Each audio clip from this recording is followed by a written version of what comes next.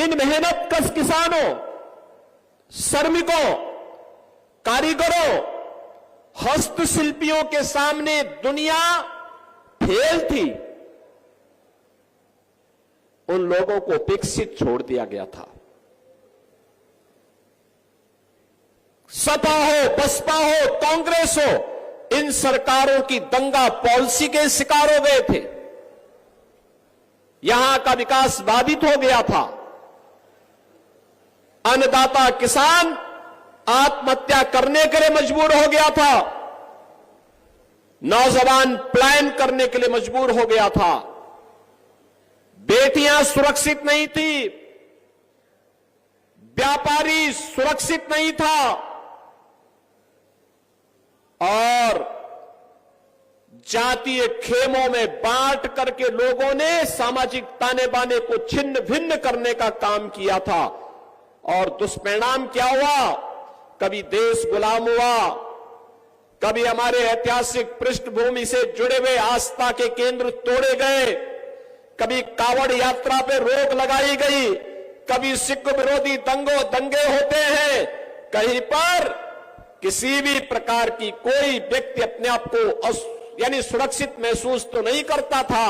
और जिस सहारनपुर में असीम संभावना थी, प्रकृति और परमात्मा की सीम कृपा थी कि वह शिक्षा के केंद्र के रूप में काशी की तर्ज पर विकसित हो, उसको मजहबी उन्माद और फतवों का शहर बना करके रख दिया गया। यह है देश के खिलाफ साजिश करने वालों की करतूत। ये लोग किस प्रकार की करतूत करते थे? जिसमें संभावना थी अन्नदाता किसानों को के माध्यम से देश को दुनिया की एक ताकत बनाने की,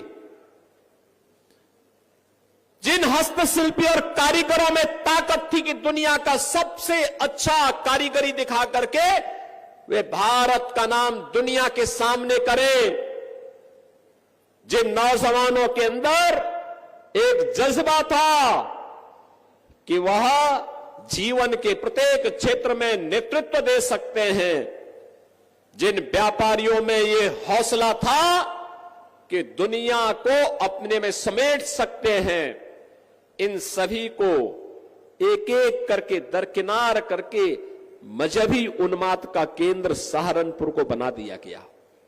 और बहनों और भाइयों, गंगो भी उससे वंचित नहीं था। मुझे याद है 2016 में जब सिख विरोधी दंगे हुए थे यहां पर, आपने देखा नहीं इससे पहले क्या होता था, किस प्रकार की अराजकता फैलती थी। जब कावड़ यात्रा में बैन लगता था तब तो कोई जातिवादी संगठन नहीं आता था, सबके मुंह सिल लिए जाते थे, क्योंकि तब की सरकारें जिन गुंडा और माफियाओं के ऊपर संरक्षण देती थी, जिन मजहबी ताकतों के सारे पर कार्य करती थी, जिनके सामने घुटना टेक करके उस समय कार्य करती थी,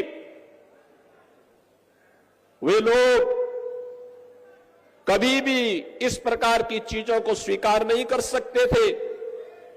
और बहनों और भाइयों, परिणाम क्या रहा? परिणाम क्या रहा? जिस बेटी को अपने मां बाप के संरक्षण में अच्छी शिक्षा प्राप्त होनी चाहिए थी, बेटी तो जब शादी योग्य होती है तभी ससुराल जाती है, नहीं तो मां बाप के संरक्षण में अच्छी पढ़ाई करती है। उस बेटी को असमय हॉस्टल में या दूर रिश्तेदार के घर में डर के मारे मां बाप की भेज देते थे। बहनों और भाइयों, यह स्थिति लगातार पैदा करने का प्रयास हुआ। व्यापारी भी असुरक्षित था, व्यापार नहीं कर पाता था, प्लान करता था, किसान को उसकी उपज का दाम नहीं मिलता था, अराजकता का तांडव था। जब कुछ नहीं हो पाया इन लोगों से विकास का कार्य, पहले से बंद चल रही चीनी मिलों को ही बंद करके बेचना प्रारंभ कर दिया। यही तो होता था सपा बसपा कांग्रेस के समय। और आपने पिछले 10 वर्ष में मोदी जी के नेतृत्व में बदलते हुए नए भारत को देखा है।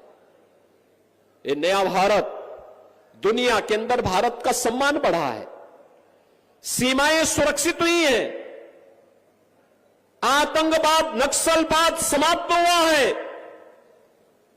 विकास के बड़े बड़े कार्य हो रहे हैं, highway, railway, metro, university, medical college, engineering संस्थान, ये सभी कार्य हो रहे हैं। और गरीब कल्याणकारी योजनाओं की तो कोई सानी ही नहीं। क्या मोदी जी ने योजनाओं का लाभ देते समय किसी की जाति देखी थी क्या? 80 करोड़ लोगों को पिछले 4 वर्ष में फ्री राशन मिल रहा है। 80 करोड़ लोगों की देश के अंदर भूख का कलंक सदैव के लिए समाप्त हो जाए। जो भूख कांग्रेस ने दी थी देश को, जिस देश के गरीबों को भूखों मरने के लिए कांग्रेस के नेतृत्व ने छोड़ दिया था, कांग्रेस, सपा, बसपा, ये सब एक ही थैले के चट्टे बट्टे हैं, कोई अलग नहीं है। ये वोटों के सौदागर हैं, चुनाव के समय दिखेंगे, बाकी संकट के समय सब गायब हो जाएंगे, गायब हो जाएंगे, किसी का आता पता नहीं होता है। और बहनों और भाइयों, यही कहने के लिए आए हैं हम लोग कि इस देश को भूखों मरने के लिए छोड़ दिया था कांग्रेस ने, सपा ने, बसपा ने। देश को 80 करोड़ लोगों को फ्री में राशन मोदी जी के नेतृत्व में मिल रहा और अगले 5 वर्ष तक निरंतर मिलेगा। कोरोना में दुनिया उभर नहीं पाई अभी तक, लेकिन भारत में कोई संकट कोरोना का नहीं। 60 करोड़ गरीबों को देश के अंदर 5 लाख रुपए की स्वास्थ्य बीमा का कवर। कोई गरीब इससे पहले बीमार होता था, लगता था परिवार